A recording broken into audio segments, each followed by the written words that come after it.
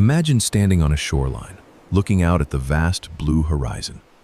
We are taught that the ocean is a barrier, a void where life as we know it cannot exist.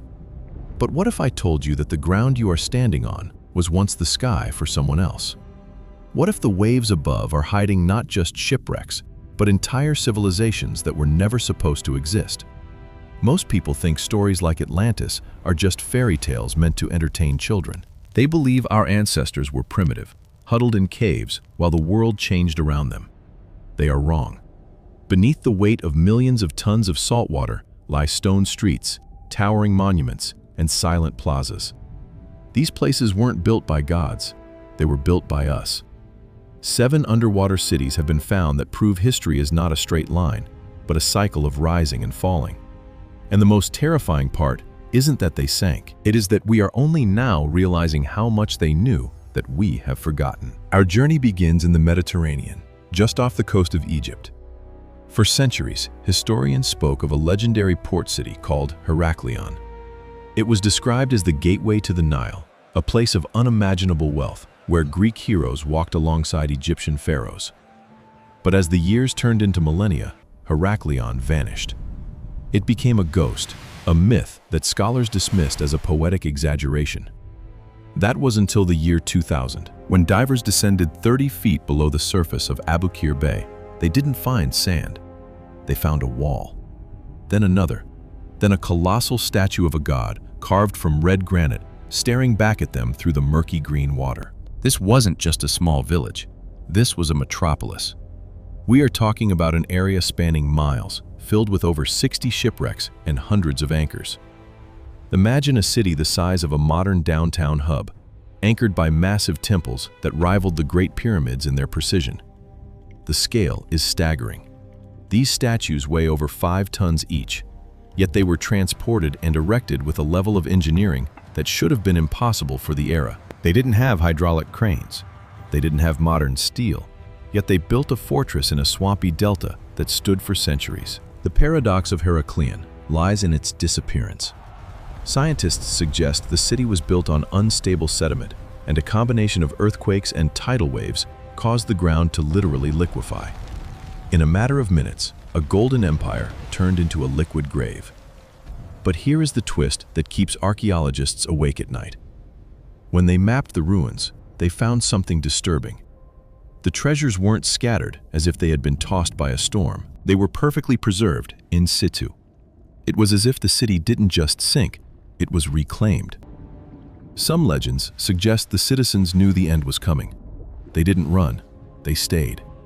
Even now, researchers find gold coins and jewelry lying on the seafloor, untouched for 2,000 years. Why didn't the survivors go back for their wealth? Or perhaps the question is, why was the city built on such treacherous ground in the first place? Some believe it was an intentional sacrifice to the gods of the deep, a city designed to eventually return to the water. Moving further east, we encounter a mystery that challenges everything we know about the timeline of human civilization. Off the coast of the Ryukyu Islands in Japan lies the Yonaguni Monument.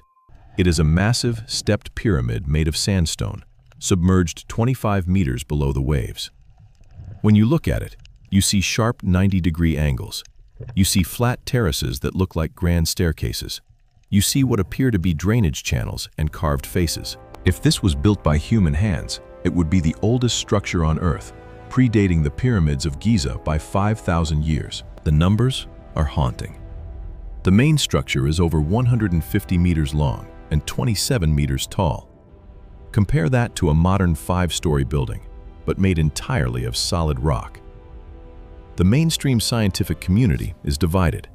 Some claim it is a natural geological formation, a freak accident of erosion.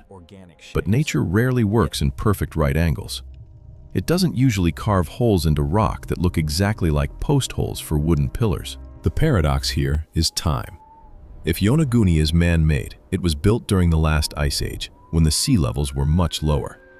That would mean a highly organized, technologically capable society existed 10,000 years ago. This was a time when humans were supposed to be simple hunter-gatherers, barely surviving on berries and mammoths. How could they have the tools to quarry and shape massive stone blocks? The twist? divers have discovered what looks like a giant carved turtle and a bird-like shape on the monument. In local Ryukyuan folklore, there are tales of a palace of the sea god that existed before the world was flooded. Could this be the remnant of a global culture that was wiped out when the ice melted? We are left with a chilling thought. If we missed a civilization this large, what else is hiding in the depths of our history? While Japan offers us a mystery of stone and shadow, the next stop on our journey takes us to the Caribbean, where the mystery is made of gold and sin. We are diving into the waters of Jamaica to visit Port Royal. In the 17th century, this wasn't just a city. It was known as the wickedest city on earth. It was a den of pirates, privateers, and unimaginable wealth. It was the London of the New World, a place where gold flowed like water, and the laws of man didn't seem to apply. The scale of Port Royal's opulence was legendary. At its peak, 1 out of every 4 buildings was a bar or a brothel. It was a dense, vertical city built on a thin spit of sand. But on June 7, 1692, the party ended. A massive earthquake struck, and the very ground beneath the city turned to liquid. In just 2 minutes, 2/3 of the city slid directly into the ocean. Thousands of people were swallowed by the earth before the sea rushed in to cover them. The paradox here is the preservation. Unlike many underwater sites that are eroded by currents, Port Royal was frozen in time. When divers explore the site today, they find more than just walls. They find tables still set for dinner. They find pocket watches frozen at the exact moment of the disaster, 11:43 a.m.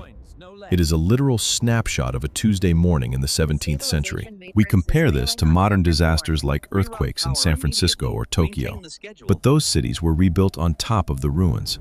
Port Royal was simply moved into a different dimension, the world of the drowned. But here is the twist. For years, people claimed the sinking of Port Royal was divine intervention, a literal punishment for the city's sins. But modern sonar mapping has revealed something much more grounded and perhaps more frightening. The city wasn't just built on sand. It was built on a series of underwater fault lines that the residents had no way of knowing existed. They were living on a ticking time bomb. The disturbing part? Archaeologists have found that some of the buildings didn't collapse. They sank vertically. People were trapped in their rooms, perfectly intact, as their homes descended into the dark. It makes you wonder about the cities we live in today. We build higher and heavier, trusting the ground beneath us, never considering that the earth could decide to become water at any moment. From the Caribbean, we shift our gaze across the Atlantic to the coast of India, to a place that was thought to be nothing more than a religious poem. This is the lost city of Dwarka. According to ancient Hindu texts, Dwarka was the golden city of Lord Krishna. It was said to have been built with gold, silver, and precious stones, featuring 900,000 royal palaces. For thousands of years, Western historians called it a beautiful myth, a piece of folklore with no basis in reality. Then came the year 2001. Marine scientists using side-scan sonar in the Gulf of Combat discovered 2 massive paleo-channel-like structures. They weren't natural. They were 40 meters underwater. What they found was a city stretching 5 miles long and 2 miles wide. We are talking about a grid system, massive granaries, and defensive walls that mirror the descriptions in the ancient Vedas. The sheer size of this site dwarfs almost any other underwater find in history. The paradox of Dwarka is its age. Carbon dating on artifacts recovered from the site suggests the city could be 9,000 years old. If that date holds true, it would rewrite every history book on the planet. It would mean that a massive, organized urban civilization existed at the end of the last ice age, 4,000 years before the rise of Mesopotamia. How could a civilization that ancient possess the knowledge of urban planning and metallurgy described in the texts? The twist lies in the correlation between the myth and the find. The ancient texts say that when Krishna left the earth, the sea rose up and reclaims Dwarka. For a long time, we thought this was a metaphor for the end of an era. But the geological evidence shows that at the end of the Pleistocene, the sea levels did indeed rise rapidly. The myth wasn't a story, it was an eyewitness account. The unresolved mystery is how much more is still buried under the silt. If Dwarka is real, then what other gods were actually kings of forgotten empires? As we reach the middle of our journey, we must change our perspective. We have looked at cities that were drowned by nature, but what about the ones we drowned ourselves? Deep in the heart of China, beneath the placid surface of Qiandao Lake, lies a city that seems to have been plucked from a dark fairy tale. This is Xicheng, the Lion City. Unlike the other ruins on our list, Xicheng didn't sink because of a tectonic shift or a melting glacier. In 1959, the Chinese government intentionally flooded the valley to create a hydroelectric dam. They turned a valley of history into a reservoir of power, and in doing so, they created one of the most haunting underwater spectacles on the planet. The scale of this place is breathtaking. Shicheng was a powerhouse of the Ming and Qing dynasties. Imagine 5 massive gates, each guarded by towering stone lions, leading into a city of wide boulevards and intricate stonework. Today, it sits 130 feet below the surface. Because the water is fresh and relatively still, the city is perfectly preserved. The wooden beams haven't rotted. The carvings of dragons and phoenixes on the walls are so sharp they look like they were chiseled yesterday. It is a time capsule of an imperial China that has completely vanished from the surface. The paradox of the Lion City is the silence of its sacrifice. While we mourn the loss of ancient sites like Palmyra or the Library of Alexandria, here is a massive cultural treasure that was signed away with a pen stroke. We compare this to the loss of a neighborhood for a highway, but this was an entire lineage. 290,000 people were forced to pack their lives and leave their ancestral homes forever. They watched as the water rose, inch by inch, until the tops of the temples they prayed in disappeared. But there is a twist that most people don't know. Recent diving expeditions have found that the city wasn't just a collection of buildings, it was a fortress of secrets. They found a series of intricate, labyrinthine tunnels beneath the city that aren't mentioned in the official maps. Some speculate these were used for the secret movement of officials, while others whisper of hidden wealth that was too heavy to carry away before the flood. The mystery remains. What lies in those silt-filled tunnels that the government was so willing to bury under millions of gallons of water? Now, let us cross back to Europe, to the edge of the Peloponnese in Greece. Here lies Pavlopetri. This isn't just an underwater ruin. It is the oldest submerged city in the world to have a complete town plan. It dates back over 5,000 years.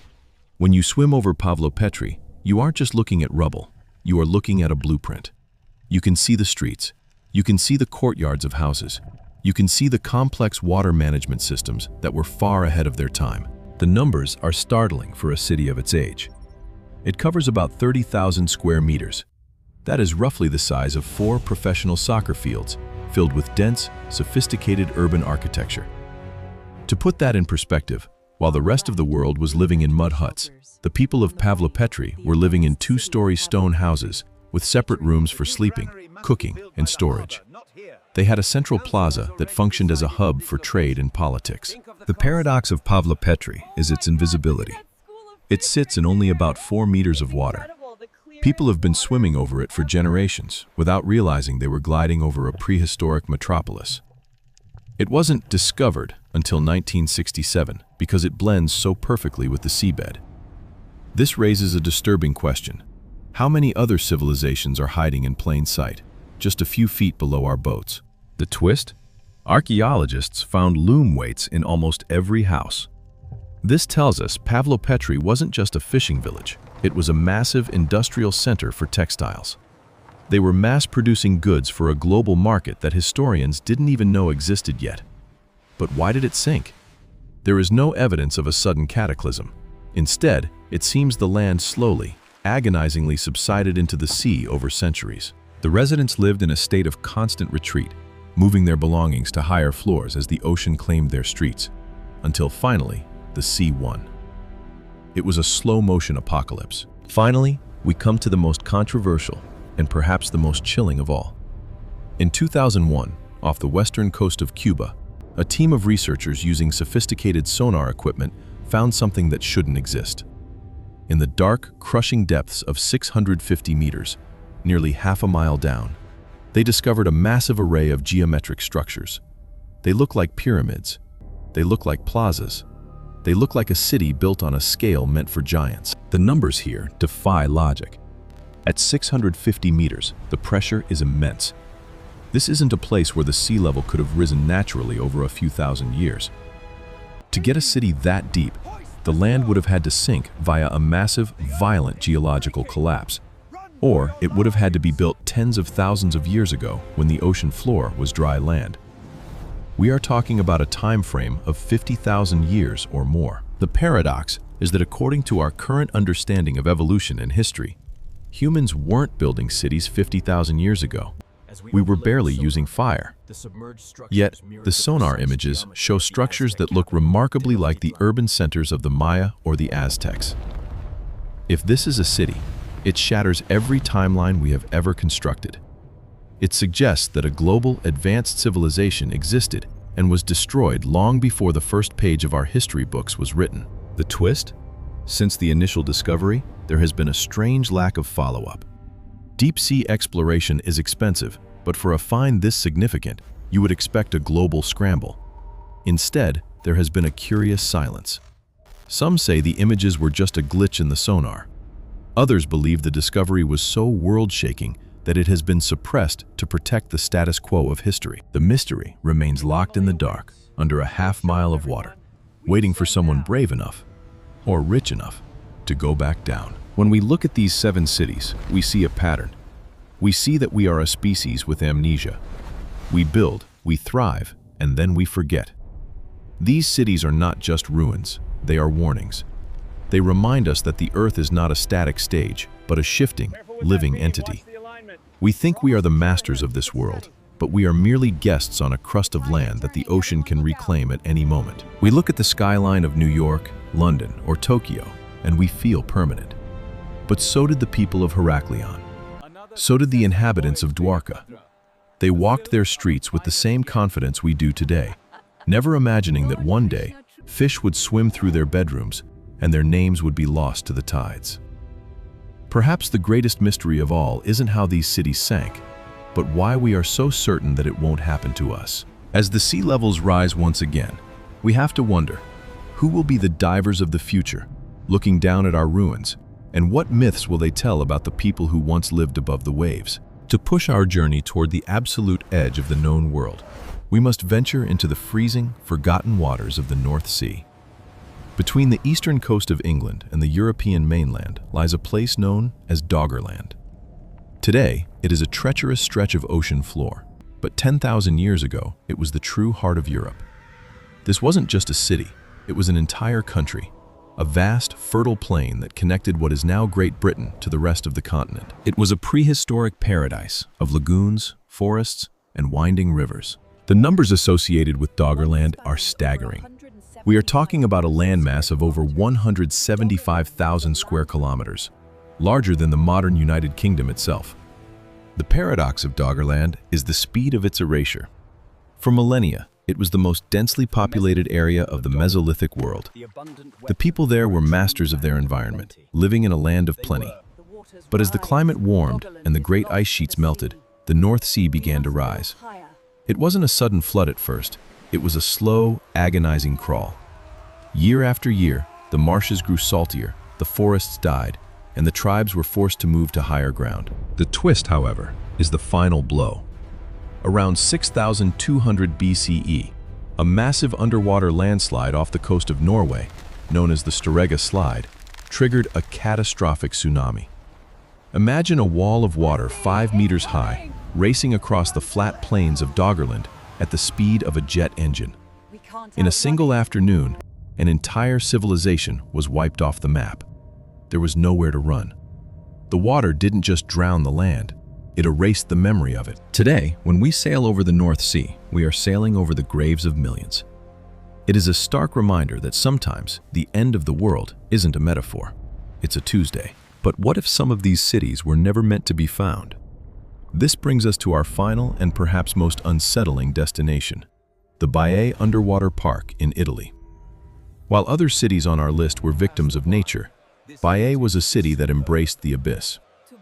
Located near the modern city of Naples, Baiae was the Las Vegas of the Roman Empire.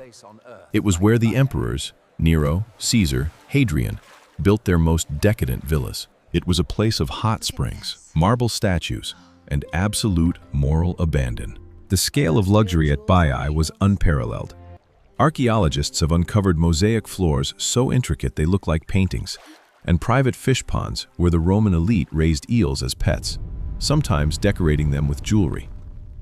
The city was built on a volcanic hotspot called the Campi Flegrae, or the Phlegrean Fields. The ground here literally breathes. Due to a geological phenomenon called bradyseism, the land periodically rises and falls as underground magma chambers fill and empty. The paradox of Baiae is that its inhabitants knew the ground was unstable. They built their palaces on top of a literal volcano, using the volcanic vents to heat their spas and baths. They played with fire until the earth finally decided to sink. By the 8th century, the lower parts of the city were swallowed by the sea. Today, you can scuba dive through the streets and look into the empty eyes of statues that still stand in their original positions, now covered in a thin layer of algae and silt. But here is the twist that chills the blood of those who study it. In the 1960s, divers discovered a hidden complex of tunnels at Baiae, known as the Antrim of the Sibyl. These tunnels were designed to mimic the descent into the underworld described in Virgil's Aeneid. The Romans didn't just build a city by the sea, they built a gateway to the land of the dead. Some believe the elite of Baiae practiced dark, forgotten rituals in these flooded chambers, seeking immortality while their city slowly descended into the waves. The unresolved mystery isn't why the city sank, but what the Romans were trying to reach beneath it. Did they succeed? Or did the sea rise up to stop them? As we look back at these 7 drowned worlds, a terrifying picture begins to emerge. From the frozen plains of Doggerland to the golden streets of Dwarka and the impossible depths of the Cuban anomaly, we see a recurring theme: the fragility of human achievement. We like to think of our history as a steady climb toward progress, but these ruins suggest it is more like a heartbeat, a series of peaks followed by sudden, violent drops. Collectively, these cities reveal a single, devastating truth about humanity. We are a species that builds on the edge of destruction. We are drawn to the coasts, to the fertile deltas, and to the volcanic springs, ignoring the fact that the very things that give us life are the things that will eventually take it back. We have found 7 cities, but how many hundreds more are waiting in the twilight zone of the ocean, where the light of the sun never reaches?